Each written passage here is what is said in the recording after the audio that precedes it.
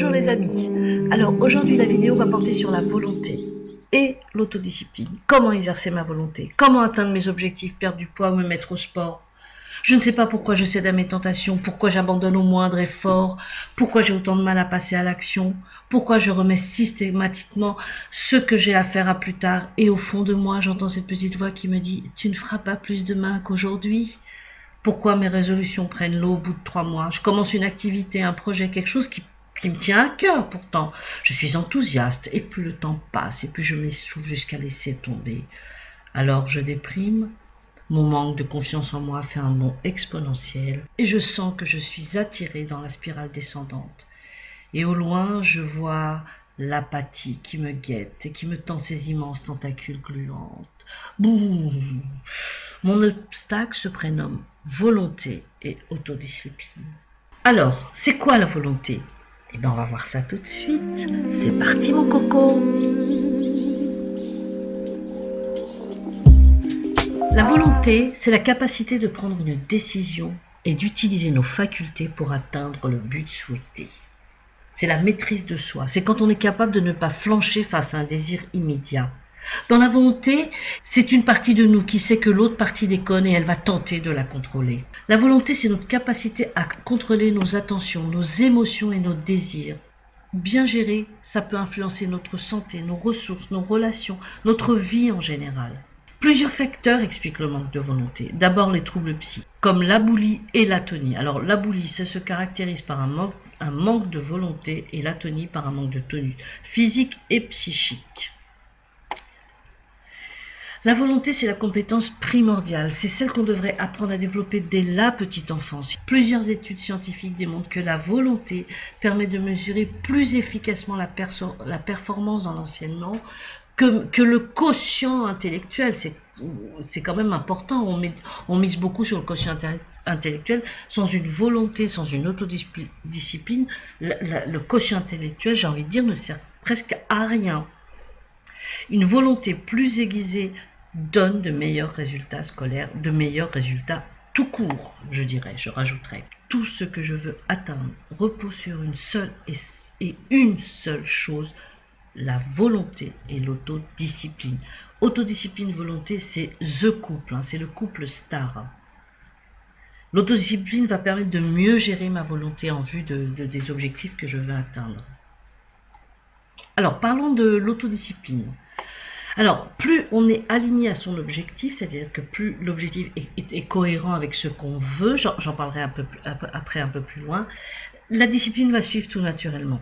L'autodiscipline est à la hauteur de la passion pour l'objectif qu'on va vouloir atteindre. Plus il est important et essentiel pour nous, plus l'autodiscipline suivra.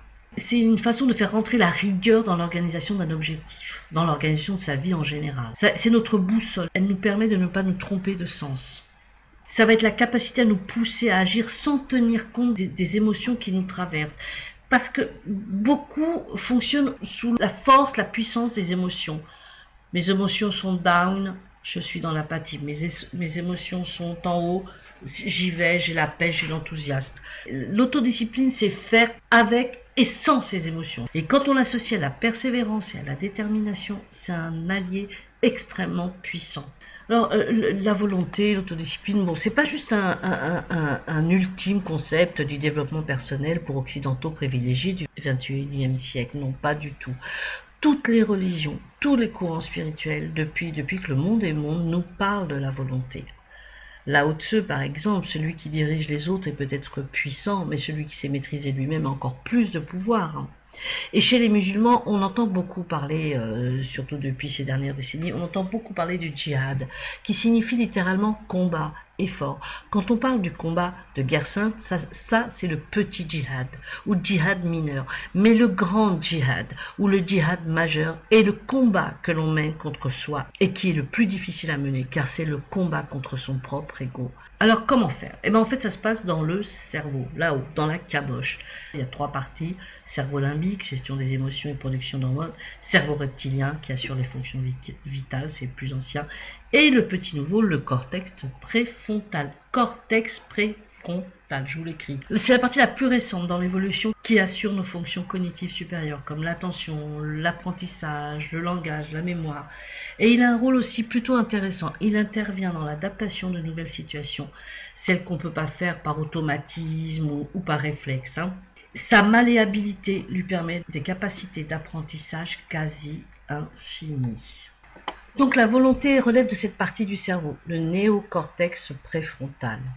Pourquoi manque-t-on de volonté? Les raisons profondes inconscientes. Souvent c'est lié à beaucoup d'angoisse, la tétanie de la tâche à accomplir. La première des choses, on va essayer, je vous dirai ça après, on va faire tomber l'angoisse et le stress face à ce qui nous attend. D'abord, on n'est pas égaux. Certains vont faire preuve de plus de pugnacité, de détermination que les autres. Bien que la volonté existe en chacun de nous, évidemment, elle est différente selon les personnes. Certains l'ont travaillé comme un muscle par l'autodiscipline, de la motivation, de la détermination, etc. Alors que d'autres non. Alors, souvent les personnes qui manquent de volonté, elles fonctionnent avec impulsivité. Alors ça c'est très bien, comme je vous disais tout à l'heure, quand les émotions elles sont up, c'est tout va bien, mais quand leur enthousiasme s'essouffle, elles plongent dans l'apathie. Alors consciemment ou non, en fait, c'est une espèce de terreur qu'on a à l'idée de ne pas parvenir à un résultat parfait. Alors, on va se protéger, on va pas terminer ce qu'on a commencé. Comme ça nous évite toute déception d'un échec. Et on reste dans le fantasme que si on veut, on peut, et pas qu'un peu. Et on continue à se bercer d'illusions, ou pour dire plus psy, nous restons dans une représentation idéalisée du soi, tranquille, pépère, à l'abri d'une réalité qui pourrait nous effrayer, que nous ne sommes pas parfaits. Il faut comprendre que la volonté agit en second plan. C'est pas la volonté qui donne l'impulsion, mais l'objectif en tant que tel. Me lever plus tôt la semaine, faire le tour du monde, perdre du poids, c'est toujours mes mêmes exemples, j'en trouve pas d'autres. Et c'est pour cette raison qu'on doit identifier clairement ce qui nous pousse à nous jeter dans de nouveaux défis ou de nouveaux objectifs. Est-ce que ça relève vraiment d'une réelle passion pour cet objectif, ou c'est juste pour venir un petit peu mettre pour quelque chose de plus narcissique, de venir un peu nous flatter notre ego. Donc ça, il faut vraiment être très au clair là-dessus. Comment je vais muscler ma volonté durablement? Bonne nouvelle, on peut grandement l'améliorer en s'entraînant. La première chose capitale à intégrer, il faut l'imprimer. Tout ce que je commence, je le termine. D'ailleurs, c'est pour tout, j'ai dû vous le dire déjà dans d'autres vidéos. Tout ce commencer, c'est accessible à tout le monde. C'est la nouveauté, on est enthousiaste. Je vais y arriver, on fanfaronne. Et plus le temps passe et l'enthousiasme devient peau de chagrin. Et on finit par lâcher. Alors que terminer réclame un effort colossal. Et c'est là que l'on va confronter sa volonté. À chaque fois que je vais au bout de ce que j'ai entrepris, je renforce mon muscle volonté. Donc mes astuces pour y remédier, évidemment, l'autodiscipline. Elle est incontournable pour atteindre mes objectifs. Muscler ma force de volonté et mon autodiscipline. D'ailleurs, c'est possible et c'est scientifiquement prouvé. Le sport, par exemple, est une très très bonne activité pour dépasser ses limites et booster sa force de volonté. Les petites tâches du quotidien, comme faire son lit tous les matins, en réalité, ce sont des rituels. Et les rituels sont les éléments majeurs qui vont donner la colonne vertébrale dans ma vie. C'est un peu comme un tuteur, quand vous voyez qu'on met contre une plante pour qu'elle tienne, pour pas qu'elle s'avachisse. Je vais faire mon lit, comme je vous dis, tous les matins. Ça va m'encourager à faire d'autres tâches. Par exemple, cuisiner. J'ai décidé de manger plus sainement pour moi et ma famille. Et tous les matins, je vais faire mon lit, puis je vais éplucher, couper mes légumes. Je vais m'avancer. Quand je rentre le soir après le boulot, il y a une partie qui est faite. Vous voyez, c'est aussi une organisation, c'est se tenir, c'est cette colonne vertébrale. Donc je vais laver, éplucher, couper mes légumes. Et voilà, quand j'arrive le soir, j'ai plus qu'à les faire cuire. J'ai déjà avancé. Des petites choses, ne négligez pas ces petites tâches. Ce sont des opportunités pour renforcer sa volonté. Et avec le temps, je vais créer de nouvelles habitudes. Et penser rituel. Ils sont très puissants. La méditation. En peu de temps de pratique, on va créer au niveau du cortex préfrontal, toujours lui, de la matière grise.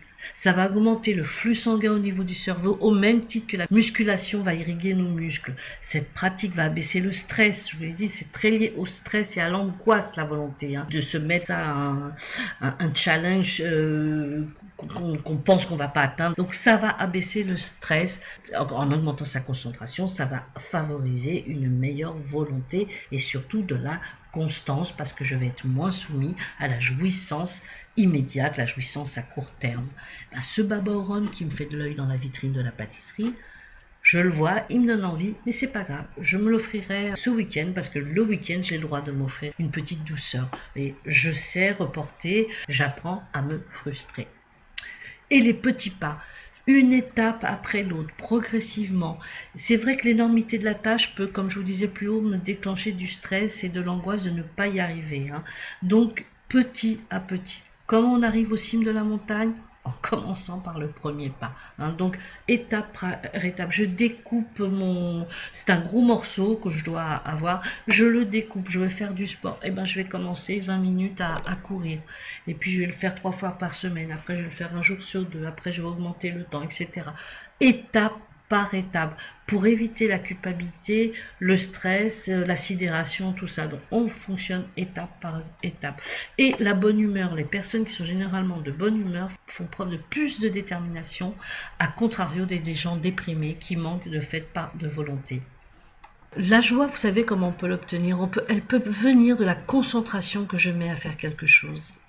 Et je l'ai remarqué pour l'avoir expérimenté. Elle peut venir de la concentration. Il y a une espèce de... Pourquoi la joie? Parce que on augmente sa confiance en soi. Finalement, on peut le faire. Je veux, je peux, et pas qu'un peu, vous voyez?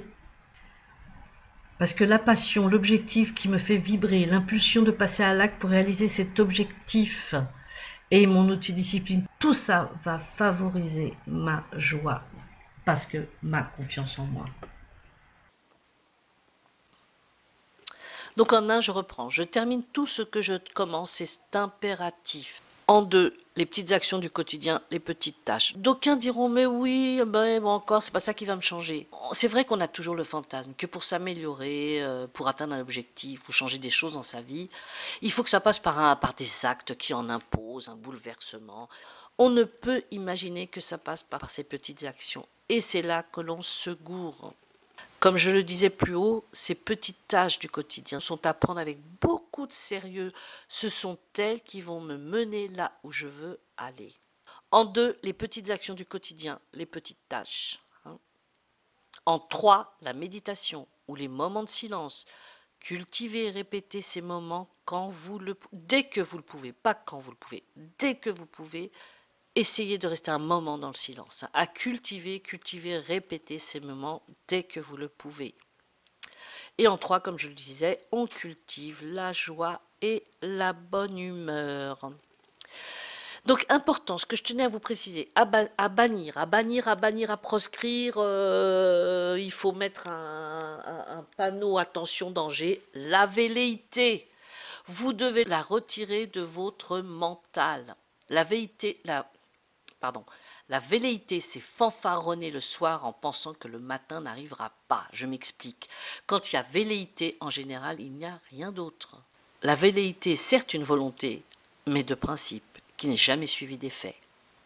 Et il y a de très loin de la velléité à la volonté, de la volonté à la résolution, de la résolution au choix des moyens, du choix des moyens à l'application. Wikipédia. Alors, important, vous allez inévitablement rencontrer des obstacles, c'est comme ça fait partie de la vie. Ne les vivez pas avec frustration, colère, désarroi ou comme une malédiction, ça n'arrive qu'à moi. C'est dévastateur et ça risque de fragiliser votre détermination et votre persévérance. Mais au contraire, regardez-les, appréhendez-les comme des défis de plus à relever. En changeant notre regard sur ces imprévus, sur ces dits obstacles, on va changer sa manière de les vivre. On ne va plus les prendre comme des freins, bien au contraire, on va les prendre comme des défis. Très important. Je ne peux pas m'empêcher de vous citer la phrase de Paulo Coelho, vous avez peur du risque? Essayez la routine, elle est mortelle. Voilà, cette vidéo est maintenant terminée les amis. Je vous dis à très bientôt. Bye bye. N'oubliez pas, vous méritez. Nous méritons le meilleur. Ciao, arrivederci. Bislema.